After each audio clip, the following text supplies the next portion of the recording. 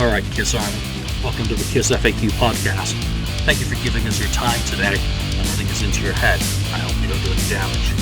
This is a Kiss-related podcast by the board, for the board. We hope that you enjoy.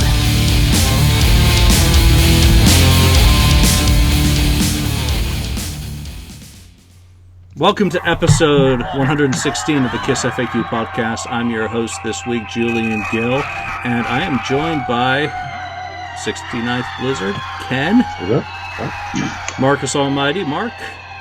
Greetings. And St. Louis Kiss, Lonnie. What's up? This time you're here. This time I'm here, and I talked to you right before the show last week, and I was supposed to be on, and then I wasn't, and then I was going to be on, and then I said, well, I'm just going to leave work, and then come to find out I could have been on the show anyway. Yep, so off that call last week, I booked my hotel at least for New York for Peter Criss's farewell. And very nice. I'm flying cross country for that to say farewell to the real Catman, the original Catman, the one and only. I mean, Peter's been an important part of my life as a Kiss fan and collector, and if this is it for him, I'm going to be there no matter what. So cheering. Looking forward to other news is all about me. Volume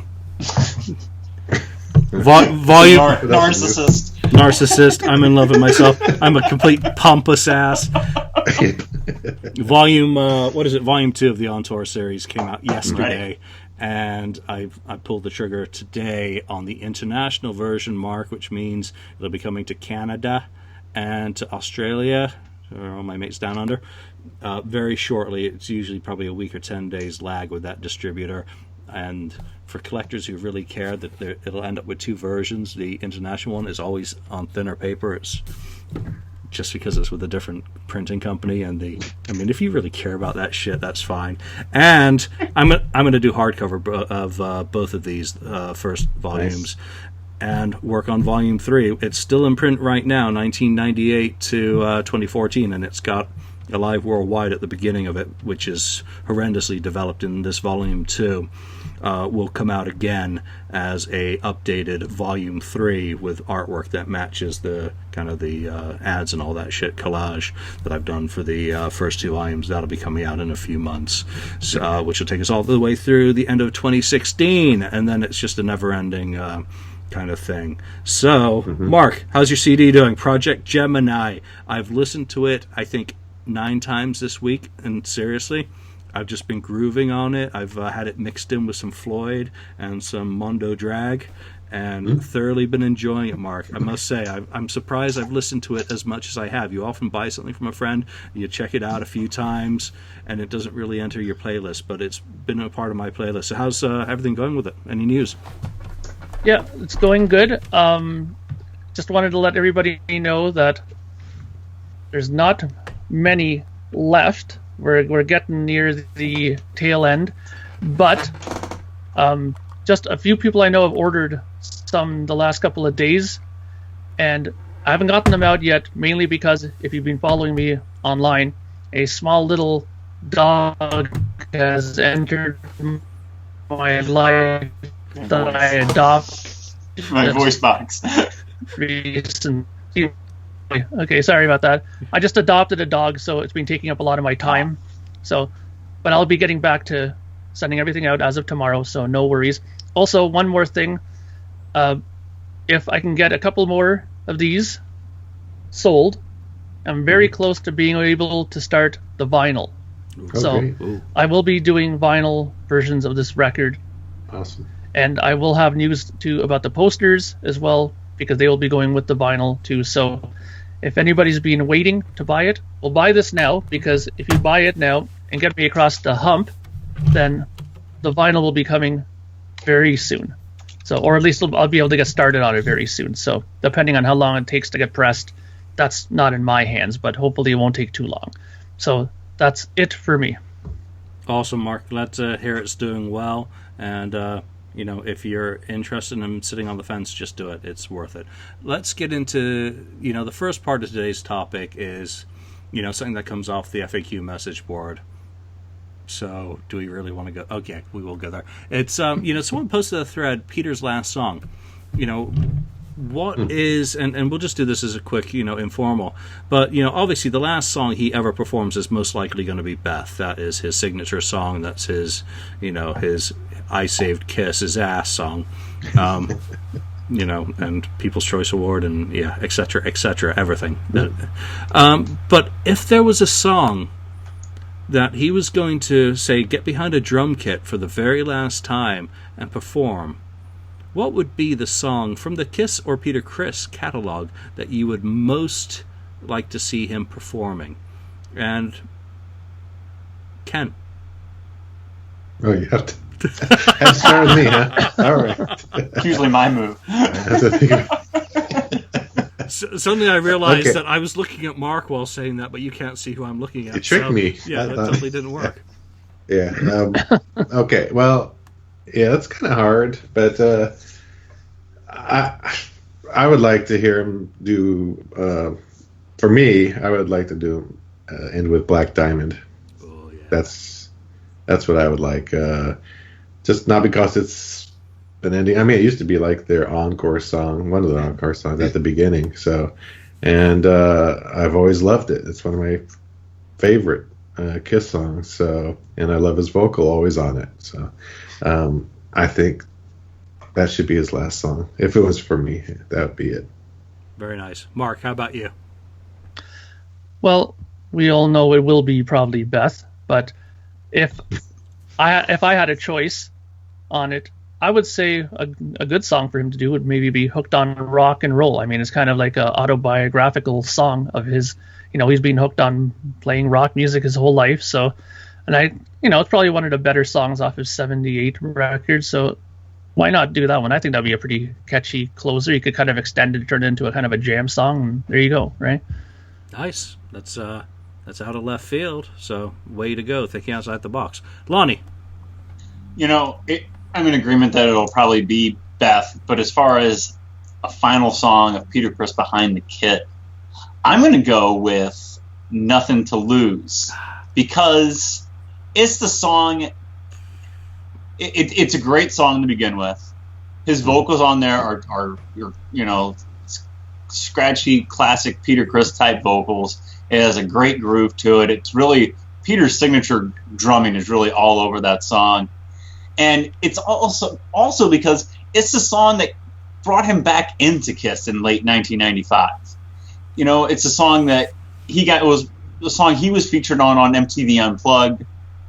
And I liked the song before that, and then I'm 15, 16 years old, and he sings that, and it's just really got me more into him as a drummer and as a member of the band. So I'd really love, even if it's not his last song, just to hear him on Nothing to Lose one more time.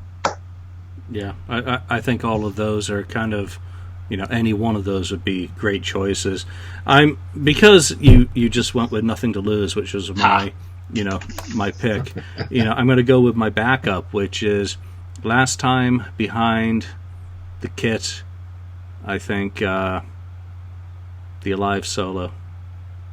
Yeah, that'd be good. If for 1 or 5 minutes he could channel his inner cat and go back to 1975 and just play a bit of that, not like how we remember it from the reunion and afterwards, where it had kind of slowed down. It retained its tribal nature, but if he could just kind of maybe do an enhanced version with backup, kind of keeping him in tempo with the original. Yeah, he was an absolute fucking monster in 1975, 76, 77.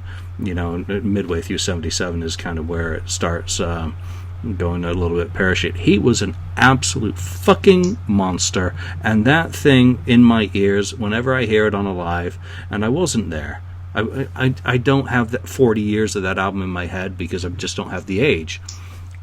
It just hits me every single time I listen to Alive. Every time I listen to an Alive era bootleg or, Dress to Kill, it is just, that is a band on fire, and he's the backbone of it. He's so integral. So I would go with that. And any of the people out there who want to denigrate his skills and the decline that he's had as a human being physically, don't go there. Just think back to how awesome he was and what he represented, and the number of musicians that he inspired with that drum solo or the drum work on so many songs. That was just perfect fit for Kiss, and his singing and backup vocals. Holy shit, unique. Kind of as a add-on, to that topic, there was another topic on the board about the Alive 2 side 4, whether he played the songs, the argument whether he played the songs or not on side 4, all of the songs, and no one has any proof. I mean, Gene and Paul say that he did play on it. There's nothing else saying that he didn't. There's drummers out there say that no, he wouldn't have done that or this, and then there's other drummers who are drummers saying, yeah, he could do that, and sometimes. What about Bob Kulick?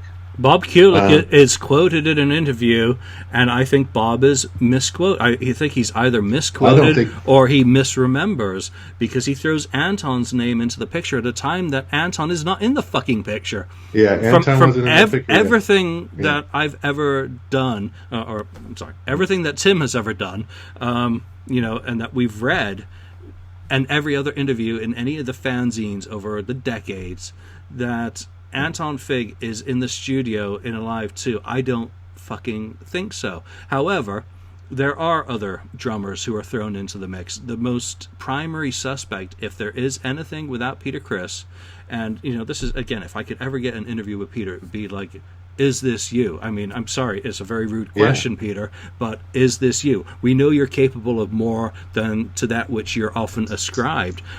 Just look at Destroyer and what Bob Ezrin motivated and got out of him. So come on. Absolutely.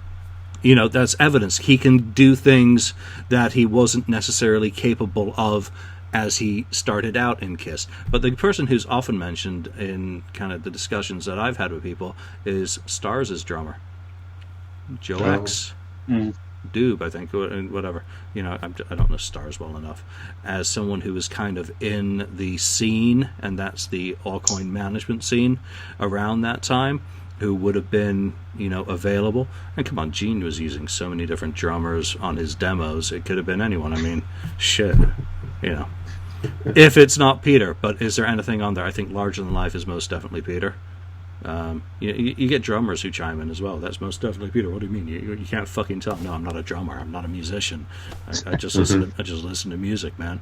And then another drummer will say, "That's definitely not him." So, interesting topic, but not one with enough evidence either way. I think that's right.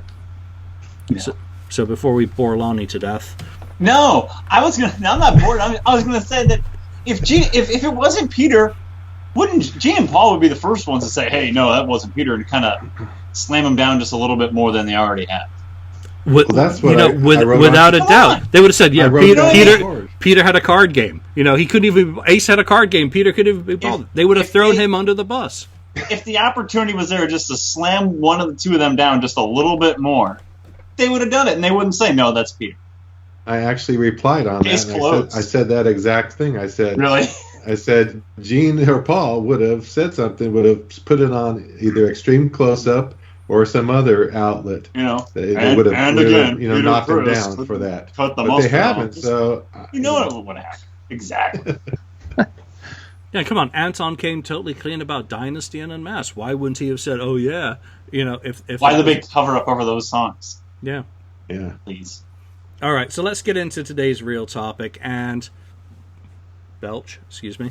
Haven't had a beer in a week, so this is my one chance to have a little sip. Gene Simmons, we're back talking about him again.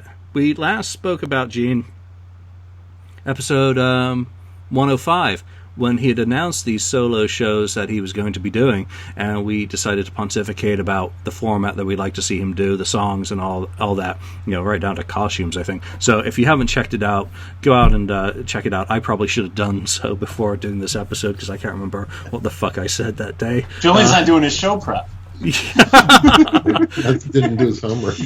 We had a show prep meeting about an hour ago, Julian. You didn't show up for it. Guys, I wasn't invited. Oh shit. That's how it starts. The end. Getting edged out here. So, let's talk about the show that he did in Cleveland. When was it? On the 18th now? It's a few days ago. Thank you to all the people who shared video on YouTube. We're going to use a little bit of it today. Fair use. To illustrate this episode. You guys did a fantastic job. People who shot the whole show, great job. There's a couple of close-up videos of the key tracks that are just really, really well shot, and for aficionados of YouTube sound quality, they actually sound damn good too. There's also an audio version that's circulating that is fucking torture to listen to, but again, thank you for going to the effort of taping it, even if it made my ears bleed. So let's talk about this show. And any of these, let's get into the good, the bad, and ugly on Gene Simmons Live. Ken, let's go straight to you on your overall impressions of this show. Is it a win? Is it thumbs down? Is it off with his head? Or you better call Paul Stanley to save your ass? No. It's a win. It is a total win. And I watched the whole thing a couple of times, and very, very pleased with the songs that he brought out to play. Some for the first time live. So I like how they did the opening of the concert, where they play the music from the beginning of Gene Simmons' solo album. The Janis Ian bit, that creepy kind of stuff that kicks in, and it kicks into Radioactive, which makes sense. That's how the album started, and keep it going. And the only thing I would say that I didn't care for is if he forgot lyrics sometimes or something like that, or if what's the other thing? Oh yeah, and he said the gymnasium joke again. So he doesn't need to do that. Yeah. He doesn't need to do that. But otherwise, great song choices, fantastic song choices. Now I just like to say this here is all you Paul Stanley people that say Gene Simmons doesn't have enough good songs. He just proved he does, and he has more that he can do. He's a lot better than you guys give him credit for. I'm just going to tell you that you Paul Stanley people. The hot take. Ring the bell. Oh, the voice of reason getting uppity. Nice. I like that. Woke up on the wrong side of this. I don't remember. Ken, episode 105, when we did that episode, do you remember, did any of us come up with Radioactive as the opening to the set with the Ron Frangipane or whatever?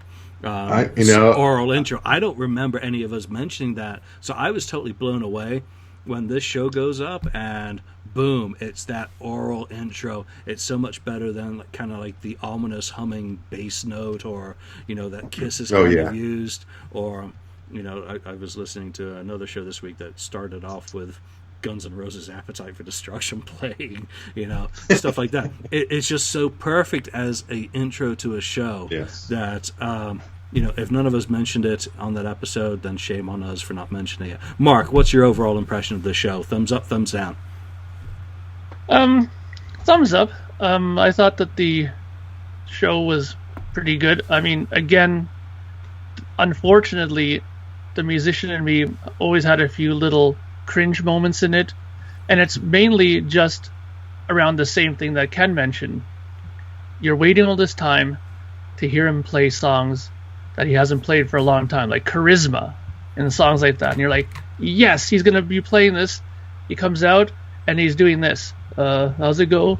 And I'm like, no, I mean, come on, you knew you were gonna do these.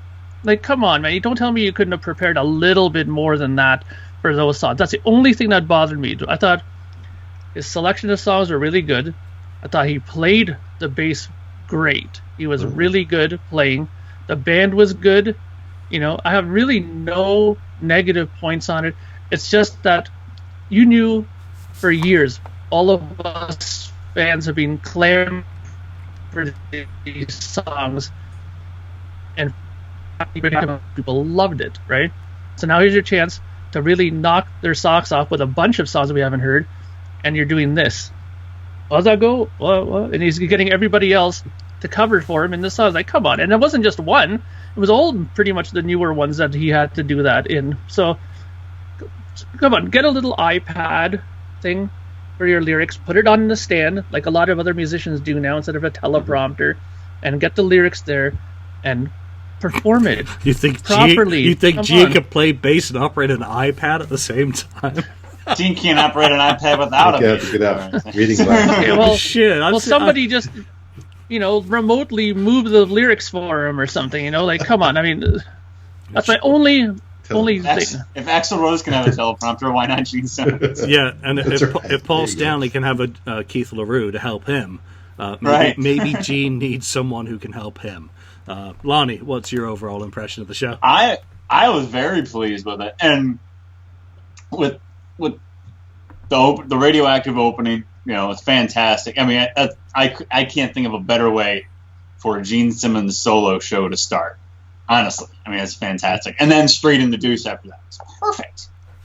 And the song selection, I think, is great, and the fact that we do play radioactive, which most fans are going to know. Maybe not the casual fan that's going because it's Gene Simmons, but most fans are going to know that. And then Deuce, and then Calling Dr. Love, three pretty, two really, and Nothing to Lose in there too, but some really standard Gene Simmons songs to kick it off with. But then it's a great mix, though, too. Not only do you get the standard Gene Simmons songs with Nothing to Lose, with Calling Dr. Love, with Christine 16 and War Machine, but then you throw those other ones in there as well, with Almost Human and Love for Sale and Plaster Caster, Charisma, See You Tonight. It's a great mix of the standards of giving the fans what they of giving the casual fans what they came there to hear. That I did get to hear Rock and Roll All Night, and I heard no War Machine because Kiss played that the last time they were in town, and Deuce, Kiss always plays Deuce. It's on Alive and Cold Gin, but you mix it up and throw in those nuggets for those hardcore fans. And to me, it was just like, I'm sitting there and I'm following a guy that was at the show, and he's posting the songs as they're playing them.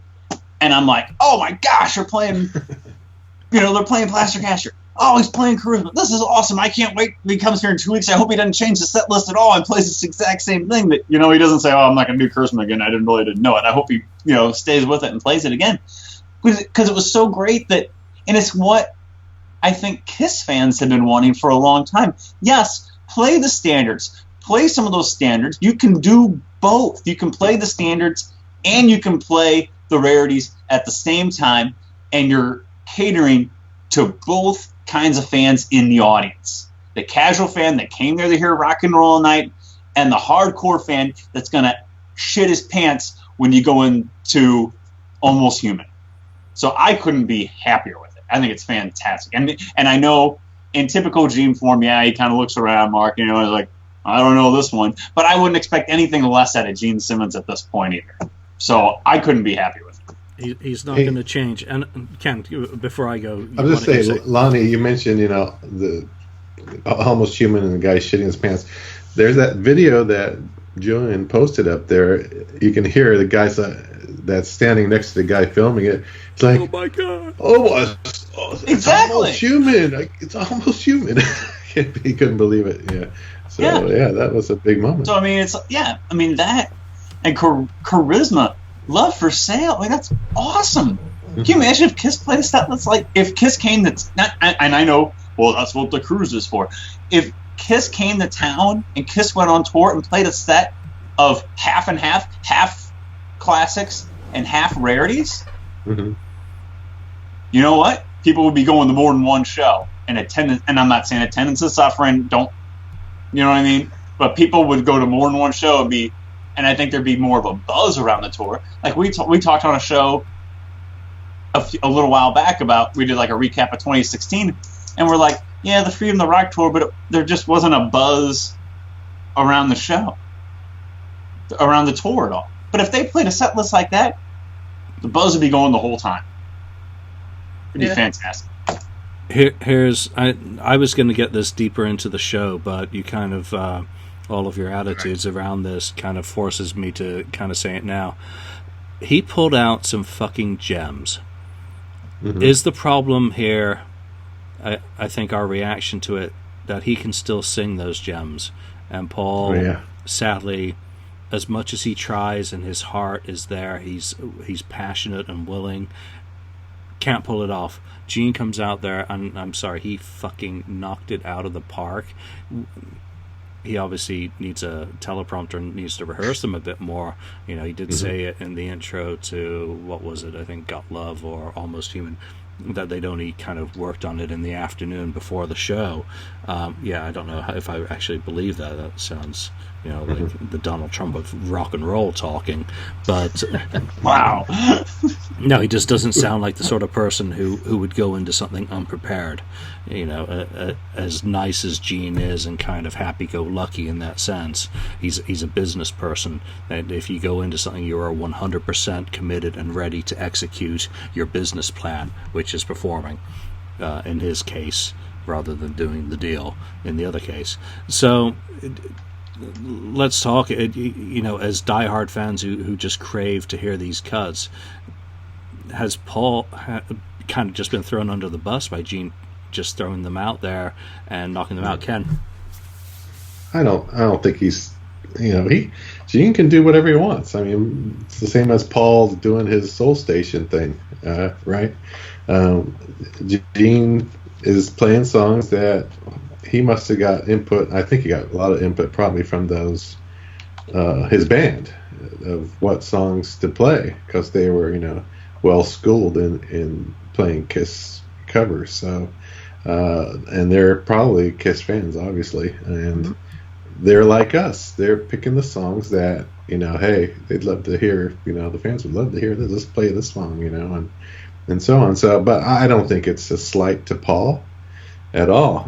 But it just proved to me that, like Got Love for Sale, I kind of closed my eyes for a while, and it's like, holy crap, I could see him singing it back in the late 70s, and he still sounds pretty darn close to the original.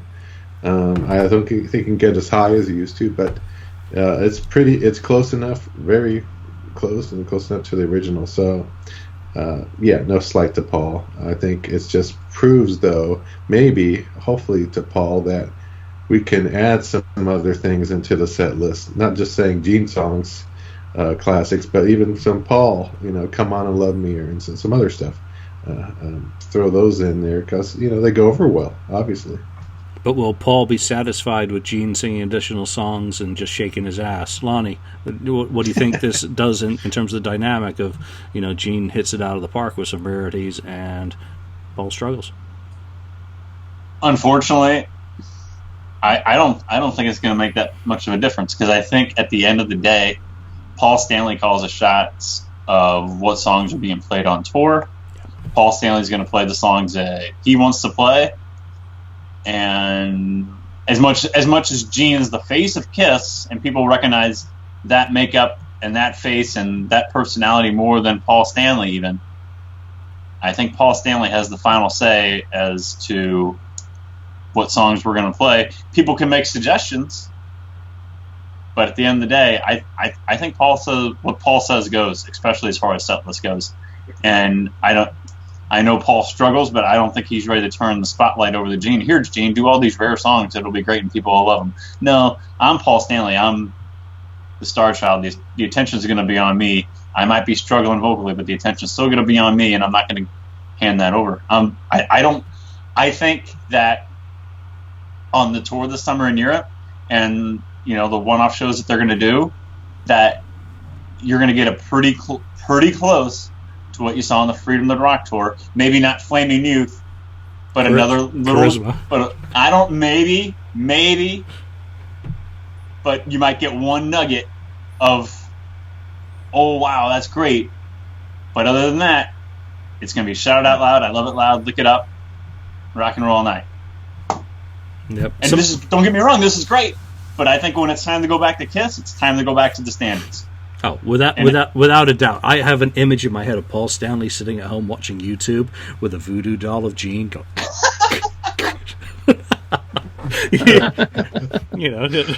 no problem there. Mark, let's get your right in the thoughts on throat, it. right? Yeah, Right. and then let's get into the set and go song by song. Well, I don't think he's necessarily being thrown under the bus.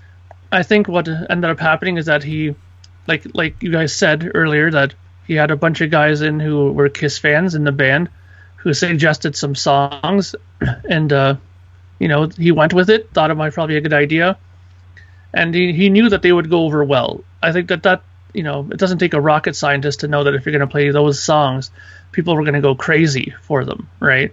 So I hope, and I know I'm going to be wrong about this, obviously, because I know that it's going to be exactly just how Lonnie said. They're going to go back to the Paul Stanley approved set list, and that's what's going to be done when it comes to Kiss. But maybe, just maybe Paul will think about this a little bit and think and say, you know what?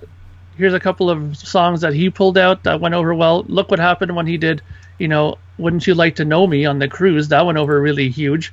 Maybe I can pull out another odd, rare one of my own and, make the fans happy as well, and add in one more kind of odd one for himself too. I mean, if they did Charisma before or might do it, then why not pull out another one that Paul can do? I'm hoping that. I'm thinking it's going to be more a case of what Lonnie said, but you can always hope, right? I hope I'm wrong, but I'm not going to get my hopes up because I don't see it happening. It's not 2004 again, unfortunately. Yeah, no, I mean, I understand it. I mean, right now, the most important thing I think in their heads is that they want to give the fans, at least a show that they can walk away with and say that was pretty decent. And Paul has to do songs that he's still comfortable with, and at least somewhat comfortable with, to be able to do that, right? So whether or not he has, I don't think confidence is the right word. Whether or not he thinks it's worth trying to put in another rare song is yet to be seen. But I think it would be great if he could pull out one more, but I don't think they will do it. But they're not going to do it. Look at Gene's age as well, and it's not easy for them, to do the show, and everything that it entails. Mm-hmm. Even though all the stuff doesn't weigh as much, it's still they're not spring chickens. Simple as that. They're going to give the fans exactly what they expect. There might be one song that replaces Flaming Youth, and I wouldn't be surprised if it was a Gene gem for this tour. Just one last song for Paul to deal with, so Paul can focus on giving 110% of the best to the songs that he is performing. Because that's what's important to the show, to the business, is to make sure that it's very much the very best. Let's talk about this set. We've kind of already gone fanboy on the intro into Radioactive. I loved how they went straight into Deuce, and the intro Radioactive is a great poppy song. I mean, even if you don't know it, it's one of those ones that you can just kind of get into, I think, because it's a very well crafted song. It's perfect in terms of the Kiss dynamic. Very well performed, and then going straight into Deuce is just a perfect, here's your one, here's your two, boom, we're going, nothing to lose, is where things kind of die in the show. A 4-minute rap just proved to me that Gene Simmons is not a frontman. He needs a much more structured set list and not be able to ramble for 4 minutes. I mean, it was just irrelevant. Just play the songs. I don't need to hear you talk. Yeah, it's like, shut up. Don't go. Don't just be mindlessly doing stream of consciousness shit in between Kiss songs. It clashes. It's like wearing neon in the jungle. Ain't gonna fucking work. Lonnie, let's talk about the intro into Nothing to Lose. The first few songs. You've already talked about the intro. I think it's I think it's a great few songs to get people going. With Radioactive and Deuce, that's a fantastic start to it. I couldn't think of a better way for them to start. And then Nothing to Lose also. I mean, it's classic, and it sounded good, and it's classic, but at the same time, it's not a song Kiss plays. on a regular basis. It's a song you might hear if you're lucky once in a blue moon. But I mean, and they did it. I guess the last time Kiss really did Nothing to Lose was what, '08 on a Live 35, around in there. So I mean, it's been a while since it's been in a standard in the set list. So just to hear that, I think, I mean, if they played that at a Kiss show, I'd be pretty fired up, even at that. And that's not even one of the rarities that we're going to get into in a little while. So I think it's a one, and it's on, but at the same time, it's on a live, so it's not like if you're not a hardcore fan, you've never heard this song either. So it might be one of those songs. I think it's a great. I remember that. Oh, I've heard this before. Yeah. You might, yeah. It's a song. Yeah, you're exactly right, Julian. It's a song that you might not know it at the beginning, but by the time it gets to the frame, oh yeah, I've heard this because it's on live. It's on MTV Unplugged. Oh yeah, this is good stuff. I know this. So I think, and then you go on to Calling Dr. Love. I mean, it's just standards, and I get it, playing this more standards to start off the show because you want to draw in your audience, and you know you're playing the songs that people know that kind of hook them in. So I think it's a great, all 3 or 4 of those, however which ones we're doing right now, is a great way to hook your audience and draw them in, and grab their attention. Other than the mindless dribble in between songs. Mark, as someone who's obviously thought about set lists in your professional past, how does Gene do in these first 4 or 5 songs? I mean, is he successful? Yeah, I mean, I thought the intro was brilliant. I mean, it's a Gene Simmons solo show. What better way to start it than with that? I mean, that's one of the most best 1-2s I've heard. That intro into Radioactive, and then Deuce is such a staple song. I mean, if you talk to any Kiss fan and you ask them what a signature Gene song is, it's got to be Deuce, right? I mean, I know Julian always gets so excited when it's going to be played, you know, and it's such a great song, you know, it's a fantastic song, you know, and I mean, those songs go really well together, and even like Nothing to Lose, it's a good song too. I mean, it's one of the early songs, and it's you know, I always thought that Nothing to Lose was a really strong song as well. I mean, they thought well enough of it to release it as a single when they first put out the album, right? So they had confidence in it from the very beginning, and I think it's a good song. I like it, you know. But like we mentioned before, what I would highly suggest to Gene is take more of an Alice Cooper approach to your set, because he's notorious for not talking at all in his sets. Right. He just goes from song to song to song. Maybe he has a little character. People come up and act out something in between, like when he does, you know, Feed My Frankenstein or something. And just make the set smooth that way. Because if your strength is not in talking to an audience, then don't expose it, you know. That's always the thing that you try to teach, you know, or you try to learn as a musician, is not to show your weakness on stage. Keep your strength in front.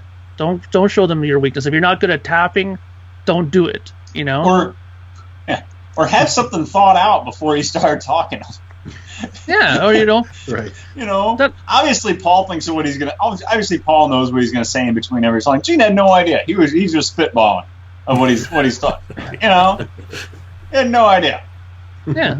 And that's the problem. And if you don't want to do that, if you feel that it's not your strength to make a scripted out thing and to talk about it, then do that, or make little intros. Like, you know, you had that Radioactive intro before Radioactive. I don't know, make up a couple of other ones that go in between songs, and then just use that as, you know, something to prepare for when you want to change guitars or whatever like that. So there's no dead silence, or there's no bad you know, comedic jokes that you're trying to do that to your crickets from, you know. So just keep it simple. Do things that make the set flow. That's the most important thing, because when you do it that way, like Alice Cooper shows, before you know it, boom, the show is done, and you're like, wow, that was amazing, you know. Mm-hmm. That's and he plays like 20 songs because he doesn't waste any time in between. Exactly. Yeah. I just left that little pause in there as an awkward silence to illustrate the point that Mark just made. You know, in between songs, you just don't want to have that fucking space where there is nothing there. There's a guy looking at his knob, and that's on his bass, not on his body. You dirty-minded Europeans. Ken, first few songs into Calling Dr. Love. How's it flow? How's it go? How do you like it? I think it flows pretty good. Nothing to lose. Like Lonnie said, hasn't been played in number of years. So, many years. And I like that song. I don't think it loses momentum or anything, but you guys are saying, the rap or whatever is talking and breaks in between. He loses momentum you got a momentum going, and when you start breaking it into kind of just chatter, it's kind of, you lose that excitement in the crowd, I think. So you have to keep it short. Just keep if you're going to say anything, just keep it all short. Here's the next song I wrote with it. Like he said, I wrote this one with the Van Halen brothers, or played this with the Van Halen brothers 77. That kind of thing. Got Love for Sale. Just keep it short, little things like that. That's cool. But just go on and then ramble on, and then look at that woman up there with the big whatevers about it. So yeah, but otherwise the song selection is great, flowed good. I like it leading up to Dr. Love. Yeah, as was just said, he played Deuce. I was happy. Oh, simple as that. Yeah. I'm like SpongeBob with rainbows coming out of my eyes and fluttering eyelids and all that shit. And Nothing to Lose. It's the same. That's another special song for me. If I was in that audience, it's like Los Angeles '98 again. I'm in the audience of that. Nothing to Lose is played. It's like one of those occasional songs that if you're lucky to hear, you're lucky to hear. Calling Dr. Love, signature song for Gene. Obviously it's been used in commercials in recent years, so it's at least a bit more imprinted on the psyche, and it's another one of those ones from Gene. But let's get to Almost Human. I want to play a little bit of this from one of the YouTube videos, so let's see if I can just click on some of the video.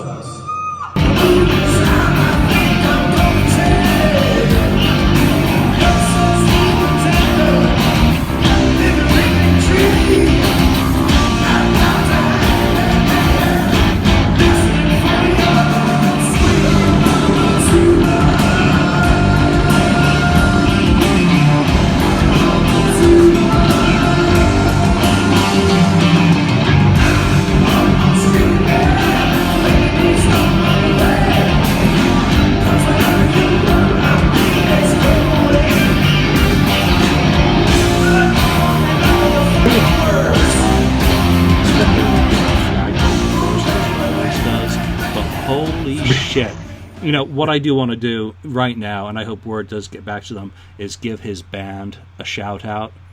Oh yeah, they're all fucking monsters. Oh yeah, in this situation, they're professionals. I don't know a lot of their back music. Simple as that. It's just not part of my scene musically. But they are fantastic musicians who really bring a lot. People who are asking why are there 3 guitars on stage, doesn't matter. There are a bunch of competent musicians backing Gene up in this situation, and I think they all did a fantastic job. And in Paul Stanley's finest falsetto, you all want to give yourself a round of applause. Give those guys one. Just absolutely excellent.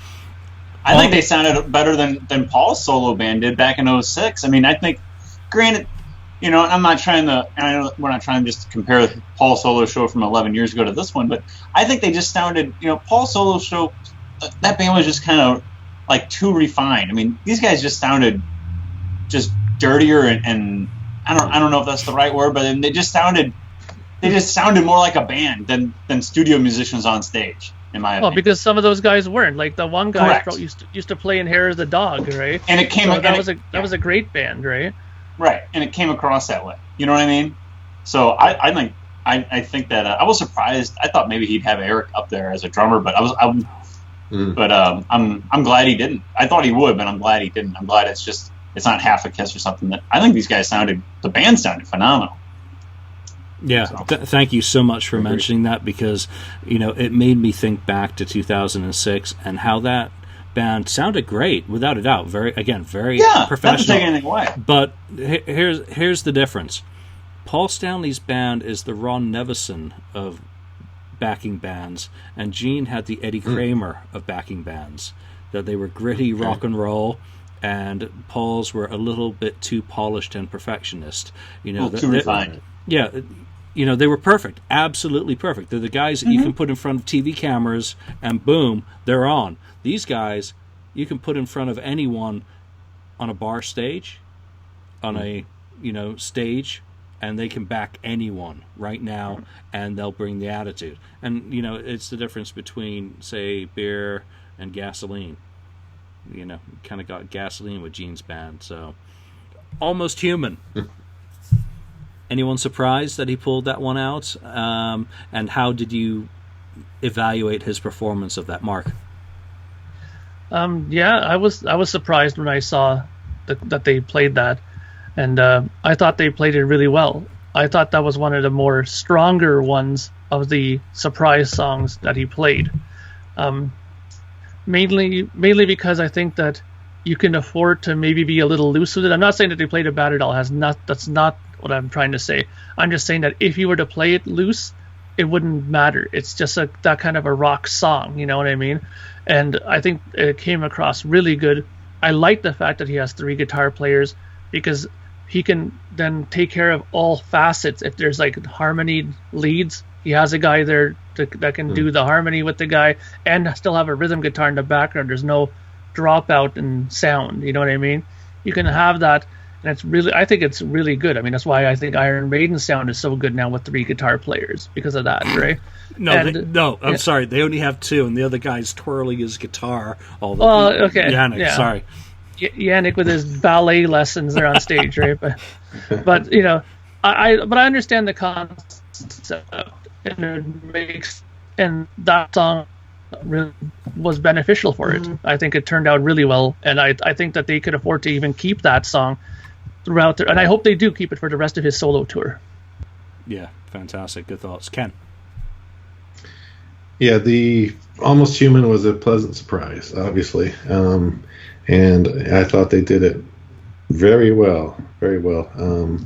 Like Mark said, it's probably that one and Got Love for Sale is probably the 2 better of the ones nuggets that they pulled out, the way they performed it, at least. But yeah, that was right on the mark, and not Mark Anthony, but Mark.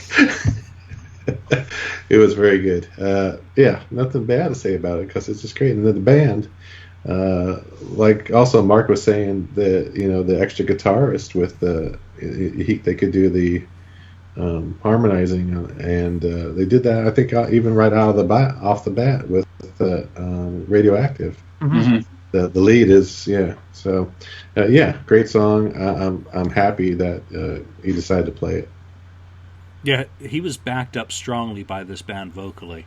He may have not had Katie Segal, to do backing vocals for him, Sophie.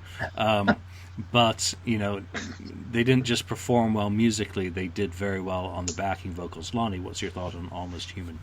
Yeah, I think it sounded great. I think the vocals, from the band really added to it, where it could have been a distraction or a retraction from the song, but I think it added to it. It made it even that much better. Like I said, I was kind of sitting on my couch Saturday night, just kind of following, as songs were coming up, and I'm watching. Oh, it's cool. They started with Radioactive, and Deuce, and Nothing to Lose. Calling Dr. Love. I'm like, oh, don't play a standard Kiss set. Come on, give me something to get excited about, and give me a reason to be excited to go see it in a couple weeks. And then you pull out Almost Human. I'm like, yes, now we're talking. I'll keep it up. But just like any Kiss fan, you gave me a little bit. Now give me some more, because just one isn't going to be enough. But he obviously does live up. He does give you some more. I think the song sounded great. It's one of I think I wish Kiss would do. So, and I think it's something Kiss could pull off. I mean, obviously they pulled it off on the Cruise a few years ago. It's on Love Gun. It's not. So, I mean, it wouldn't be like you're pulling something out of Unmasked or something. Your casual Kiss fan's going to know it. I would imagine even the casual Kiss fans in the audience know it. I mean, most Kiss fans, even if you're going to see a Gene Simmons solo show, not all of them have Love Gun, but I would suspect that a good amount of them do. So it's rare, but it's not, like I said, off the Elder or something. So it's fantastic to play that and to hear that, and I think the band did a great job. I couldn't be happier with it. Yeah, surprising that you mentioned the Elder, but I'm not going to go there. He goes into Cold Gin. The next couple of songs are kind of standards. Cold Gin, I Love It Loud. Again, I'm like, oh no, I'm just getting one good song. Yeah, but again, it's well balanced. I mean, here comes Ace's song that Gene sang. Obviously, right. Origins, Ace is kind of reclaiming it, so that's a really good song. He precedes that with what seems to be the omnipresent, or shout out to the Marine Corps, to the military, which I thought was kind of nice, but I kind of wish they would stop kind of doing in every show, and step away from the social, political, and all that, and just focus on taking everyone's minds off reality.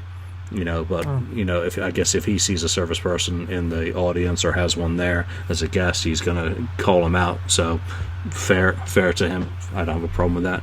I Love It Loud. Again, a very awkward intro, very long. I guess he saw some people in makeup. He planned to maybe bring them up, and he brings them up on stage to sing backing vocals on the song. It just takes too long. I mean, audience participation at a show should be how Paul Stanley does it, not bring them on stage and give them hugs. Let's just talk about those two songs briefly. Cold Gin, I Love It Loud. Mark? Yeah, well, again, I mean, they're songs that most Kiss fans know for sure. They were performed well, right? But again, the comment that most of us make is the fact of what he did in between them, right? That's always seems to be the issue with Gene. So really, for me, I found that there was like a running thread here in his set. As long as he kept it to him playing and kept the banter down to a minimum, things were rolling beautifully, well-oiled machine. But as soon as he started doing all these little extracurricular activities, that's where you start losing people, right? You lose, I lost me a bit, and who knows how it was out in the audience. Maybe people went, to the washroom and he started pulling up people onto the stage and stuff like that. I mean, who knows, right? But I think the thing with Gene is that there's no question that he's a great player and that he's a great singer. It's just that he just needs to focus on being like the frontman performer. If you're going to go out and do this tour as a solo artist, you need to make sure that part of your show is as strong as you're playing. Otherwise, you're going to have difficulty, keeping people's attention, and that's what you want to do throughout the whole hour or so. Yeah, I don't think he's going to learn that at this stage in his life. Lonnie, Cold Gin, I Love It Loud. Kind of standards, but it's a good mix though, because after these songs, we get into some rarities all in a row. But I think it's good. I don't like the delay. Let's just keep it moving like like we were making the comparison to an Alice Cooper show. You don't have no one's here to, maybe not no one, but I don't think anyone's there to hear you talk in between songs. That's not why people are paying money, is to hear you talk. And don't get me wrong, Gene's great, and we're all huge Kiss fans, and I'm not gonna badmouth him, but that's not why we're here, is to hear you talk. We're here to hear you play and to hear you sing. Less talk, more songs. You can squeeze more songs in the time you're on stage instead of just whatever you're doing. So I Love It Loud, Cold Gin, they're great. Standards, and again, people in the audience, everybody everybody that's there knows I Love It Loud. Everybody. And I'd say 90% of the people there would probably know Cold Gin, because Kiss plays it all the time whenever they come to town, and it's on Alive, and it's on Greatest Hits packages. So it's fine. I don't have a problem with either one of those. And again, the song sounded good. It's just, again, back to what Mark was saying, just the delay in between. Let's just keep it moving. Ken? Yeah, I have nothing really much to add, because you picked it all up you explained it all, the chatter and stuff. So, I Love It Loud, Cold Gin, just, yeah, they're standards, Kiss standards. You kind of expect them. Those are songs that he sings all the time, more so I Love It Loud these days. So they performed them well. They were good. It kept it going, other than the breaks in between. Nice. Let's play a little bit of Got Love for Sale.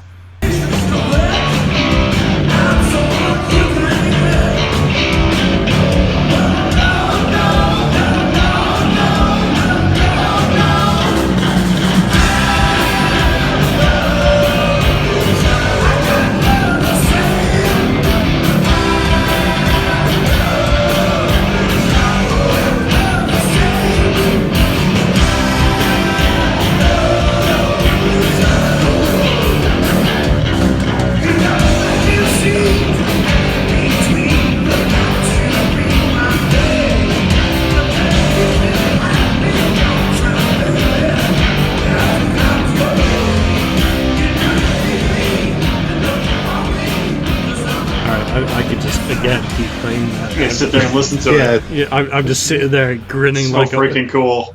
Yeah, It's a good song. Ken, let's go straight back to you on that. Yeah, well, another real surprise on him playing that one.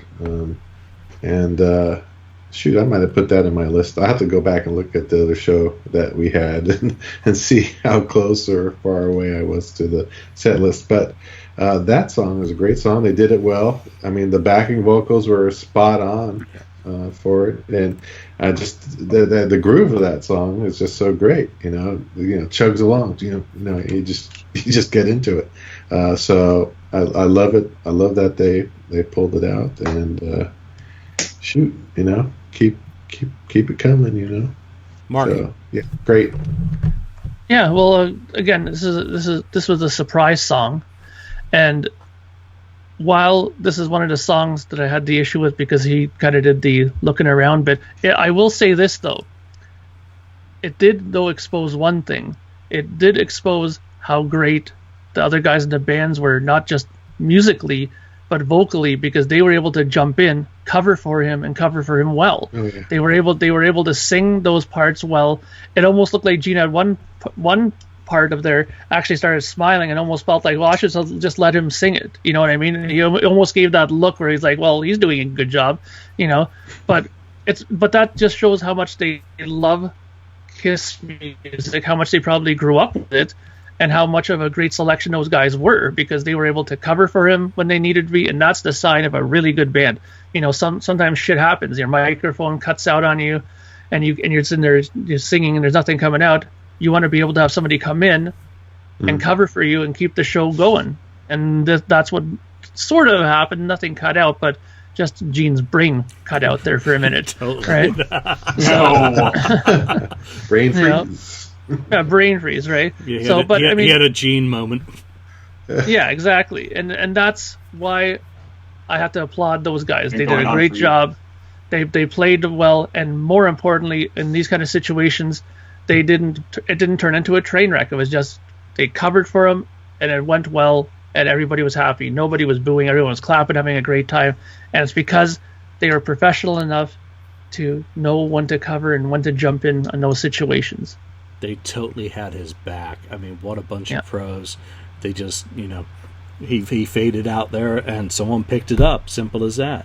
And brought him back. He came back in. Boom. Continue. That's like a smooth patch, a nice bit of Bondo on the bodywork. Lonnie. Yeah, I mean, Gene's been having moments like those for years, so you really can't call them senior moments or Gene moments because they've been going on since the beginning. Since so. 94. Right, so it's nothing new for Gene to kind of forget the lyrics and start looking around. But those guys picked him up great, and like if Julian's playing it, I could just sit there and listen to that whole freaking thing. It's awesome. So, and that's another one. I was, their songs are coming in, and it's like Love for Sale. Are you kidding me? I mean, they played Almost Human on the Cruise one year, but they've never even teased Got Love for Sale. So that really came out of left field for me that they pulled that one out. It sounded fantastic, and his band just sounded great on that. And like Mark said, the band kind of saved him because Gene was kind of lost in the middle of it, but couldn't be happy with it. It sounded fantastic. You know, it was when I was listening to this song in particular that a couple of points hit me. Number one, Gene will never be a frontman. You simply cannot teach an old dog new tricks. You know, Paul Stanley's been doing it for 40 plus years, 45 years, been up there in front of the mic, been leading the show, has a rapport, has everything in his head. He's got his bag of comments. You know, you can give Gene Simmons bullet points, I guess, on his teleprompter that he could possibly use. He kind of reminds me of Trump. You know, because I don't want to go there, but Lonnie, you gotta think that like Trump's advisors go to him and go, okay, when you go on stage, say this, and this, and you know what Trump must go, I'll wing it, just like Gene must do. You know, I got this. Okay, so theoretically, anyway, if you gave him bullet points in between songs, talk this, talk that, here, you know, so like, stay on message, Gene. And I don't want to turn this into a Trump show, but if you heard like the clip when he was on the campaign trail and he's in Pennsylvania and he goes, I know a lot about Pennsylvania and it's great. He goes, how's Joe Paterno? We're gonna bring that back. Like you have no idea what you're talking about. All you know is you're in Pennsylvania and like Joe Paterno's name like popped in your head, but you have no idea what you're talking about. It just reminds me of Gene on stage at this show so much. I'm sorry. I had to say that. If he's in Pennsylvania, there's only two Joes he's going to be thinking of, and he's not going to mention Biden. Okay, so bringing us back on topic. Thanks, Lonnie. You know, it just made it very clear that Gene needs a lot of help in between songs and maybe shouldn't be the primary talker. He did a fantastic thing with this song, and it was when he mentioned the Van Halen brothers in the story. And I think that possibly sets him up that he'd be far, far better in a storyteller's kind of environment with a teleprompter that says, tell a story about this song now, Gene. Not put the story up on the screen for him to try and tell verbatim, but to say, talk about this song now. He did it fantastically. He brought Van Halen into the discussion. You know, he said, and I don't remember exactly what he said, but you know, that he'd recorded it originally with them in 1976, and you know, got on with it. You know, the performance itself also screamed, he's got to fucking professionally record one of these shows or a couple of these shows and edit it. Yeah, I was just had images of Live to Win coming in my head. You know, through this, it is so powerful hearing this stuff and hearing a well put together set that it would be a crying shame if Gene did not do the same thing that Paul did and put out a video of one of these shows, or maybe use these as a launching pad to doing, you know, a couple or 3 night stand at a theater somewhere popular where people could travel to, and he could wear the same shit every night, which he generally does anyway. You know, and really put together just a live package for iTunes and video. I mean, it's just a celebration of Gene's side of the career, where Live to Win is a celebration of Paul. You know, I don't want Gene to dig out any songs from Asshole to put on. Simple as that, because this was just utter perfection to me. It celebrates everything that he does well in the band, and musically was well balanced. So those were what jumped out at me. The next song up is Parasite. And what I love, apart from it being again, it's an obvious Gene song to kind of do. You're either going to have Cold Gin Parasite, Watching You, which wasn't present. She wasn't there, so Parasite's great. But he paid an absolutely beautiful comment to Ace. I mean, he said Ace had his bad days, but on a good day, he'd walk in with a classic like this. I mean, that's classy. You know, that he didn't talk about Ace being a drunken, alcoholic, druggy loser. He said a compliment. You know, so Kiss fans, they don't disrespect each other, you know, continuously. Ken, Parasite. Yeah, well, before I say something about Parasite, when you're talking about recording the video of this, which would be great, I found it interesting that he told people to video this performance on their phones and post them on Facebook and so on. I just found that interesting. It doesn't seem like something he would normally ask for, you know, from the crowd, but he was like pushing it that way. So I don't know why, but maybe he's trying to I don't Collect know. footage? Collect the footage and put it as part of his box set or something. Documentary. Put it as an addition to his box set, right? As an and it's a good way just to help him promote it too by getting that footage out there. Yeah, share it on your streams. I mean, maybe he's getting savvy finally. He's not being Lars. He's not going to tell you to tape and then sue you.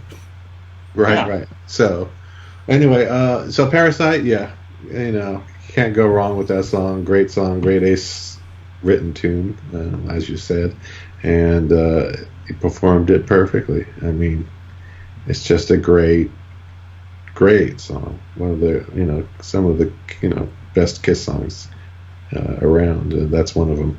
So they kept it going there. That kept it rocking pretty good. So that was good. Nice, Lonnie. Yeah, I mean, I think like you were saying, I think Parasite is almost a given. Like, I Love It Loud and Cold Gin and Deuce. It's rare, but it's not. Almost like Nothing to Lose, where it's rare, but it's not an extreme case like an Almost Human or Love for Sale.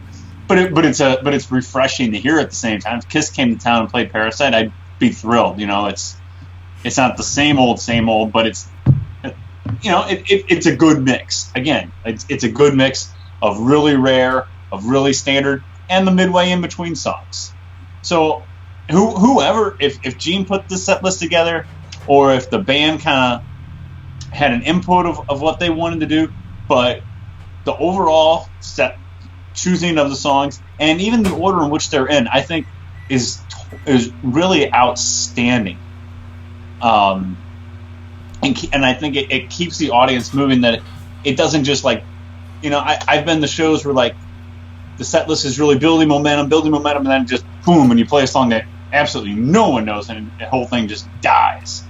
But I think it's a good flow with the mixture of it, and it doesn't just get to the point where it just dies because you play something just totally off the wall that nobody that even why are they even playing this type of thing. So I think Parasite blends in very nicely, not only with the song selection, but where it lands in between two, more of rare tracks, for lack of a better term. Nice, Mark. Yeah, I think it was really cool that Gene did that whole compliment to Ace there. I think that it was also smart for him to do that, because while Paul had his moment with Ace with that whole video that he did with him, maybe this is his sort of extension of the olive branch to Ace, and then maybe, there's two members now that kind of are on better terms now with Ace. So I think it's a smart move. Also, I think what's interesting is that this song kind of really shows that the guys who were playing guitar, how much of Kiss fans they were. They used the gear that they used on stage was perfect. Les Pauls, Marshalls, and you can really tell that that's the kind of gear that really suits this sort of music. Maybe that's one of the things that maybe was lacking in Paul's band, was that they seemed to not pay attention to those little details, like in as far as tone goes. Like you said, it was a little Ron Nevison-ish, a little bit more polished, and a little bit too many boutique amps on stage, maybe, and this is more raw, 50-watt Marshall heads, cranked on full kind of thing. And I think it really showed that that's the roots of Kiss. Parasite was probably written and recorded the same way, with Les Pauls, Marshalls blaring in the studio, and that's why it sounds so cool, and that's why they always sound good live when they play those kinds of songs. And I think they did this really well on stage. So Ace Frehley will be rejoining the band mid-year. I kind of want to skip over Plasticaster. I mean, it was nice to hear it again, but it's been in Kiss's set, over the last couple of years, so it's nothing so good. And Ken did mention earlier the god awful use of gymnasium in the rap, because it's a big word. And again, he did the storyteller kind of bit, so I'll just gloss over that so we can get into charisma. Here's a little bit of that. Is it a person?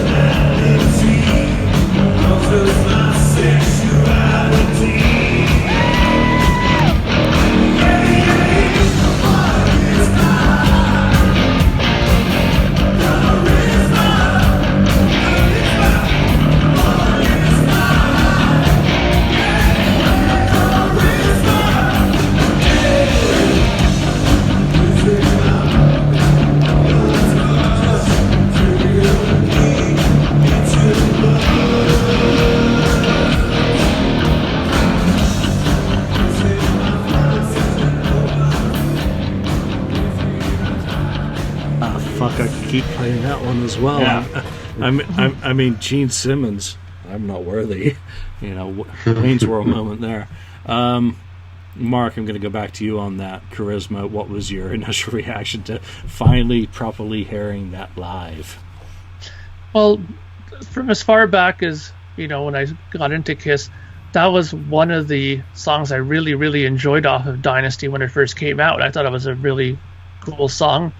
And, although Gene only had like 2 songs on that record, that's probably one of the best ones that he did, right? And it's a great song. Again, the example of the 3 guitars show that as a benefit in this song again. It really makes the groove of the song stick out more with that, right?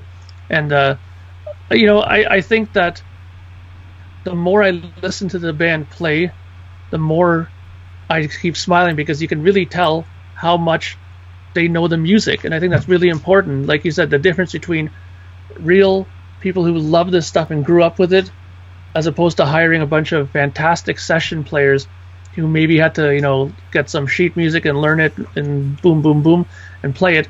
These guys knew every little sort of nuance and every little sort of, pick, scratch, and this and that to do in there. It's when you know it and love the songs that much, you look for those little small details and you add them in there, which is much different for players like that than session players. And that's one of the key points that, these musicians up on stage, I mean, they really made this song in particular really thick. I mean, that, the guitars on that, I mean, it is just, not to use a monster phrase, but it's a wall of sound. There are so many textures going on there that give it so much character, so much seasoning, that it's really insane. Ken? Yeah, I thought Mark was going to say that, the more I hear them play, that the more I want them to be Kiss 2.0 or something. I thought he was going to say that. But anyway, he didn't say that, but that's what I was thinking in my head. Charisma, like Mark, that's one of my favorite all-time, Gene songs, and I've told that story where that was the first song I heard off of Dynasty, because I played side 2 by accident first, so it was an amazing thing. But I thought, great, wow, this is great. Starting over the Gene song. What a great song! But so yeah, that's always been one of my favorite songs, and they did it well. It was another surprise. I think they did Almost Human and Got Love for Sale a little bit better.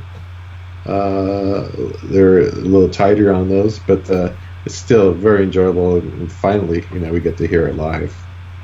Yeah, and just watching the video of Gene during this song, I mean, it's just he's got a swagger about him. He's fully comfortable in the set by this point, and just watching him kind of play, and watching him play bass on this as well. I mean, it's just fascinating to actually see him. He is so underrated. Lonnie? Oh, yes. Yeah. His bass is actually really loud in the mix, and it really sounds good in my opinion. Because it is a Gene Simmons solo show, the bass is a little more turned up, and you can kind of hear his playing. And it, like Mark said at the beginning of the show, his playing really is really top notch. Even on songs like this, he definitely may not remember the words, but he definitely knows the riff and knows that bass line of those songs. So you can't fault him on that.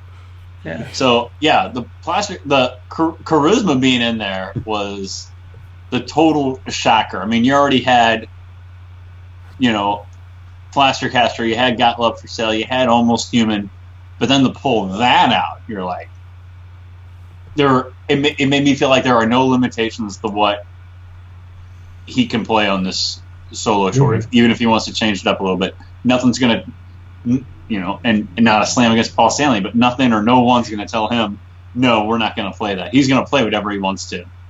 Whether it's I Love It Loud or whether it's charisma, he's going to do what he wants because it's a Gene Simmons solo show. And I think it wasn't as polished as some of the others. Maybe it needed a little more rehearsal, but to get a live version of charisma, even if it's just Gene Simmons and a few other guys, couldn't be happier to have it. And looking forward to more performances of it, hopefully. So when's he in your neck of the wood? April, my neck of the wood. What brings me you here? April 8th. Okay. You guys want to come over? No, I think you're going to get Naked City. You're going to get Naked City. Naked City or X-Ray. I think I'm hoping they do Naked City. I think they're going to. I think you're going to get something off Unmasked. That'd be awesome. I don't think we're going to get Mr. Blackwell. And you said Shocker, and since I did practice it for the frickin' LA Expo, and hoping there it is. I just threw a Shocker. 3 sides. Wow. All right, let's wrap up this set because it goes pretty fast from here. It's See You Tonight, Christine 16, which we've all heard. They're kind of, I guess we're going to call them standard Gene songs at this point. War Machine, again, he went into nice little storytellers about these guys from Canada, Jim Valance and Bryan Adams. They had this nice keyboard riff. I would love to hear that. Just play the song! Yeah, but I want to hear that demo that he heard. I want to hear what we've always heard about this like Casio keyboard type riff that he heard, and then we see on Jim Valance's site that he wrote about how he will never lose another songwriting credit because of the music business side of things. I want to know what Gene actually was presented with during those sessions from that story. But again, it comes back to Gene as a storyteller would probably be a slightly better environment to him than trying to do a rapport with the crowd with his limited social skills. War Machine, Let Me Go Rock and Roll into Rock and Roll All Night. And for the rest of this set after Charisma, it's just pure power. I mean, he goes into the kind of lighter See You Tonight and Christine 16, and then it's War Machine, Let Me Go, Rock and Roll All Night. I mean, that is just a freaking knockout. That's Mike Tyson of music right there. That's a knockout punch. Whereas I've always celebrated hearing Deuce, Let Me Go Rock and Roll is another one of those. I mean, it's such a core Kiss song that I don't care how diehard you are and wanting to hear rarities. If you don't get excited where you hear these, important Kiss songs like that, then I just don't get it. And what's going to make you happy? Lonnie, how's it finish up for you? No, I think I talked in the beginning that it starts strong and it ends just as strong as it starts. See You Tonight, Christine 16. Again, kind of middle of the road, songs, not middle of the road like they're boring, but songs you would almost expect to hear at a Gene Simmons solo show.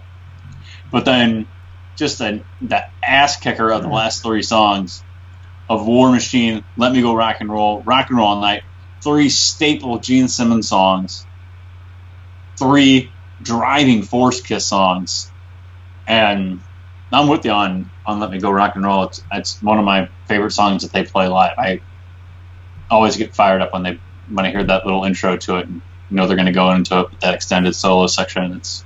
It's fantastic. So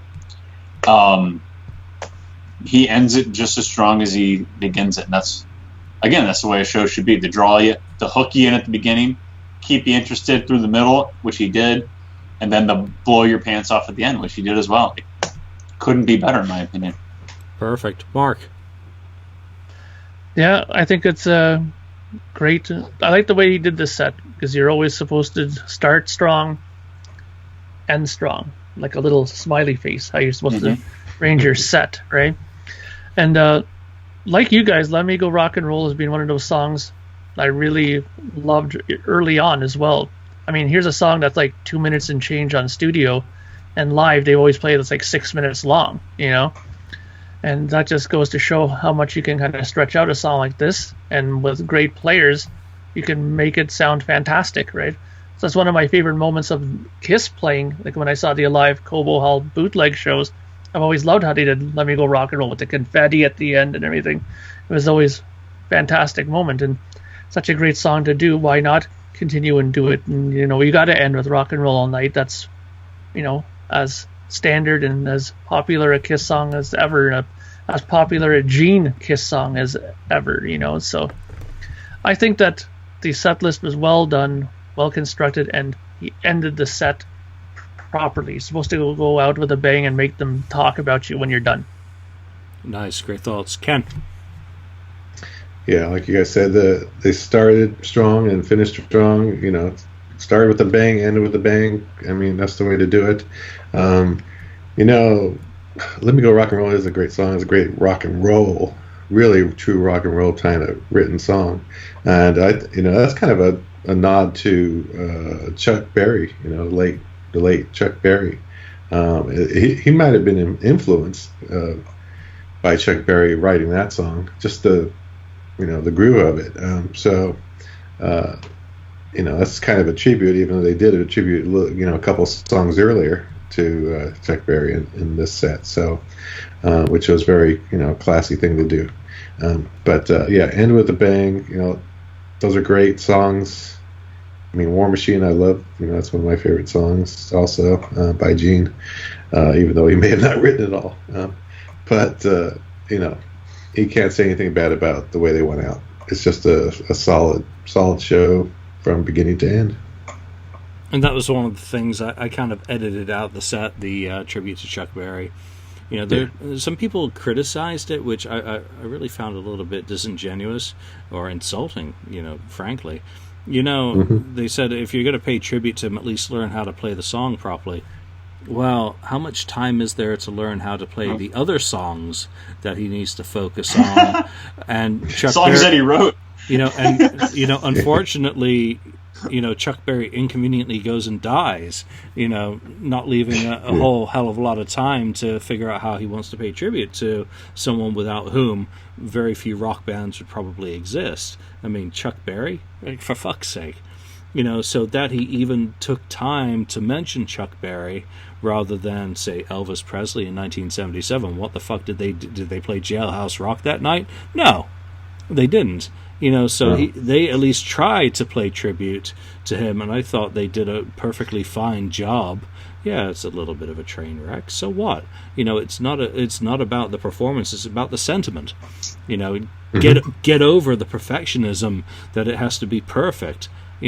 Just take it for what it is.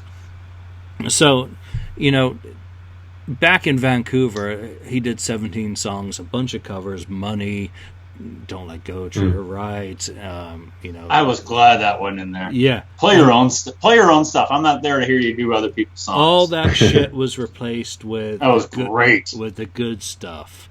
So what I really felt from this whole set that it was totally balanced. Is there anything missing from it? Yeah. And here's where I think he can really work. He can substitute Parasite for Watching You. He can substitute Cold Gin for Going Blind, and bring in some of those other really Gene songs. But verses like Sabota, the Casino Show in 2007 when Paul was taken ill and he had to throw together a set. You've got everything that you expect from Gene there. God of Thunder, I don't think it needs to be present. If he's going to throw out Got Love for Sale or Almost Human, you've kind of got the brooding Gene songs. Black Diamond, I don't think he needs it. I think he's got enough wiggle room, with some of these other songs like She, that he could rotate. But I think what I get out of this first performance, and we'll have to see what the next show brings, is that I think Gene could do a solo tour totally now. I think I'm becoming a complete believer that he could actually go out on the road with these cats, and he just did 16 songs, and none of them felt like they shouldn't have been there. Some of them felt like they could have been rehearsed more. Some of them felt like they could have been kind of arranged, maybe a little bit more tightly for the guys he's performing with. But he utilized that band perfectly. So I guess the final question as we start to wrap up this episode is, does this make you hungry for a Gene solo tour, a proper one? Proper. Lonnie? Yeah, absolutely. I never thought I'm so excited to see him in a couple weeks. I never thought I'd see a Gene Simmons solo show. I just, it didn't fit Gene as a person or as an artist. And, Paul Stanley solo show made a whole lot more sense to me than a Gene Simmons solo show. So when he announced these shows, and there was rumors about them, and then the shows were announced, I really was kind of curious how it would go, and I guess it had its stumbling blocks with talking in between songs and really not knowing what to say. But as far as song selection and performance goes, it was fantastic. Yeah, could he brush it up a little bit on some of the rarities that he pulled out? Absolutely. But like I said earlier, I wouldn't expect anything less from Gene at this point in time, too, for him to kind of be looking around like, yeah, I don't know this, and I don't care. I'm Gene Simmons. I can get away with not knowing the song. So I'm excited about it. I think that and I hope he's having fun doing these, and I hope he continues to have fun doing these, that it could spawn into something bigger and play, 20 cities, 25 cities. I think it'd be great. It'd be a great way for him to spend the winter months when Kiss is usually kind of dormant. Yeah, pick the same cities that Paul did on his Live to Win tour and go there. Ken? Yes, I'd love to see him on tour. That'd be fantastic. And just like I said at the beginning about all the Paul Stanley fans, this Gene Simmons has a lot of songs he could do, and he just proved it. And there's a lot more to pull from. Naked City, She's So European, whatever. X-Ray Eyes. No, whatever. Don't jinx me. Don't jinx me. Yeah. Not for the innocent.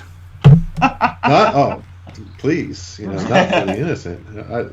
I'd love to hear that one live. So I know our buddy in Sweden, Daniel, would love Fits Like a Glove. Would love to hear "Fits Like a Glove." He pulled that one out.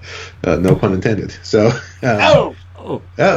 So I'm hoping. There's going to be a Wizard Con out here in the Sacramento area, but the thing is, I think it conflicts with something Kiss is doing, so I don't think he's going to come out here. But I wish he would, because I'd go for sure. Mark, what are your thoughts on the end of the show, or whatever that question was I just asked? What do I about him doing a tour? It's time. The tour, Simmons tour. A tour. I was typing. Sorry. Yeah. Well, I honestly think that I think he should do it. I mean, Kiss has a lot of downtime, as you can see, so it makes perfect sense for him to do it. And I think that he has the right people to do it with now, and I think he has a lot of great material to do, right? Which is more important. I agree with Ken. I mean, Naked City, got to do that. You got to add in some of these other songs. You can change up his set list. It'd be great. I think it'd be a great tour. My only problem with it is that I know he probably won't come to Canada, of course. He'll probably go anywhere else but here with it, right? So I won't be able to see it. Just like my big problem that I have on my other podcast, the Yes one, I always bitch about Yes never coming to Canada, nor ARW or any of the other Yes affiliated bands. They never come to Canada. What the hell's going on? Come here, play here, Ring the bell. Cold. Shut up. I'm calling out to you. You had Rush. Yeah, that's true. And Helix. Helix, oh boy. And Anne Murray. And Murray. Don't remind us. The over-under there being Anne Murray reference on the show. There you go. And Triumph. Yeah, Triumph are good. Triumph are good. Yeah, I admit they were one of the better bands too. But I think that it would be great to have him do a tour. I think a lot of fans would be happy, and they'd more importantly they'd get to hear a lot of songs they have never heard and played with a band that's really good. Yeah, and come on, Gene, if you do a solo tour, Toronto. If you do one Canadian city, well, Toronto on that side and Vancouver on the other. There you go. Simple as that. All right, so I think final thoughts on this is my takeaway from watching this show and listening to the various audio recordings is that Gene could totally do a solo tour, and I think I'm much more, kind of firm in what he needs to work on with that, and it's cutting out the dead minutes between songs. And just basically playing or doing a storyteller type thing. So, do chime in on this topic, wherever you listen to us, whether it's YouTube, whether it's Facebook, whether it's on the FAQ. We'd love to hear how you think Gene did on this one outing. Obviously, it's the first proper show. There's going to be more. I can't wait now. I'm really excited. I'm looking forward to it. There's going to be more Gene performances. I've got Kiss to look forward to coming up next month. So there's a lot of fun shit happening. It's how is this going to affect the Kiss show that I'm going to see in Reno? Is Charisma or Got Love for Sale going to get performed by Kiss? So Don't hold your breath, Julian. I'm not gonna hold. I don't. When you do the bathroom break, they'll play it. Yeah, ultimately I don't care. When I go to Reno, I'm doing the meet and greet. I'm looking forward to that. But when I go to the show, I'm not going to pick up my camera. I'm not going to be live Facebook streaming. That's the way to do it. I'm not doing it. Enjoy the moment. I've wasted so many moments over the years trying to report live from shows, and I do thank everyone who does. But now I say, don't. We'll find out after the fact. Put down the phones. Put down the cameras. Enjoy the moment while you still can, because we're so near to the end leaf in the book of the story of Kiss that you don't want to have had your focus on your camera looking at the screen of a camera of Kiss performing rather than looking at Kiss performing and listening to Kiss performing. And that's what happened at the Ace Frehley show. It was like the phone was out briefly. I did take some pictures, but for the most part I just tried to get enveloped by it. So I do recommend that. And just seeing Gene pulling out this shit, it's like, I want to see it on YouTube on one hand, but I also want people who were actually there to just come away and say, he fucking played Naked City, man. And you're like, well, where's the recording? Well, I was listening to it. Enjoying myself. Fuck you. You weren't there. Right. It's simple as that. So I'd like to get back to that. So, we thank you for listening, and we will see you next time. Thank you for spending time listening to the KissFAQ podcast today. All sales are final. There are no refunds. If you'd like, look us up on Facebook or come over to the KissFAQ message board and discuss the topic we broadcast today. Don't forget to rate us on iTunes, Spreaker, or wherever you've listened to the show. We hope you'll join us again.